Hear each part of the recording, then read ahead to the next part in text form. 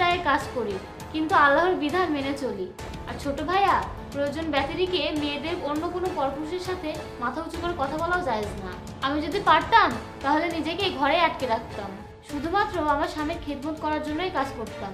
আমি কোনো গুনাহের কাজ করতে চাই না। বড় ভাইয়া আমাকে দেখে বলেছে আমি সুন্দর, তার মানে আমার উপর তার নজর পড়েছে, আর এতে আমার গুনাহ হয়েছে। আমি জানি না কিভাবে আমার গুনাহ মাফ হবে। শিরিনা, তোমার কথাগুলো শুনে আমার অনেক ভালো লেগেছে। এখন আমার নিজেকে এই অপরাধী মনে হচ্ছে। আমি তোমাকে দেখে এই কথা বলেছি। তুমি যে এত ধর্মপরায়ণ, পরহেজগার, আল্লাহ ভীরু, সেটা আমি জানতাম না। আর এটাও জানতাম না যে তোমাকে দেখে সুন্দরী বলার কারণে এটা একটা গুনাহের কাজ হবে। আমি সত্যিই দুঃখিত। বাবা, আমারও শিরিনার কথা শুনে ভালো লেগেছে। আমি তো তোর বিয়ের জন্য মেয়ে দেখছি।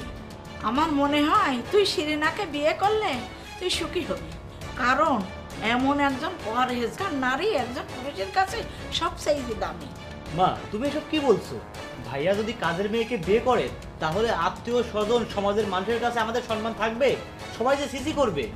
বাবা, এটা তো একটা ভালো কাজ হবে। গরিবের মেয়েকে বিয়ে করা এটা তো পুণ্যের কাজ।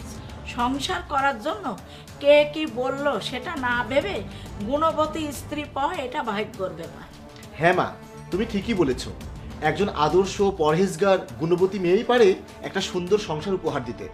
ধনীর ঘরের আধুনিক সুন্দরী মেয়ে বিয়ে করলে হয়তো সমাজ বা আত্মীয় স্বজনের কাছে বাহবা পাওয়া যায়, কিন্তু সংসার তো করবো আমি। আমার কোনো আপত্তি নেই মা। শিরিনা, তোমার কি কোনো আপত্তি আছে আমাকে বিয়ে করতে? আমি তোমাকে বিয়ে করলে আমি তোমার মুখ দেখার কারণে তোমার যে গুনাহ হয়েছে, আর তুমি যে বললে না যে তুমি তোমার স্বামীর কাছে দায়ী থাকবে, সেসবের আর কিছু থাকবে না। আমার মতো গরিবের মেয়েকে বিয়ে করতে যদি আপনার কোনো আপত্তি না থাকে, তাহলে আমার কেন আপত্তি থাকবে? এটা তো আমার সৌভাগ্য, কিন্তু আমার একটা শর্ত আছে। আজ থেকে বাড়ির সকলকে ইসলামের বিধান মোতাবেক চলতে হবে। ঠিক আছে শিরিনা, তুমি যা বলছো সেটাই হবে। মা, তুমি বিয়ের ব্যবস্থা করো। আলহামদুলিল্লাহ।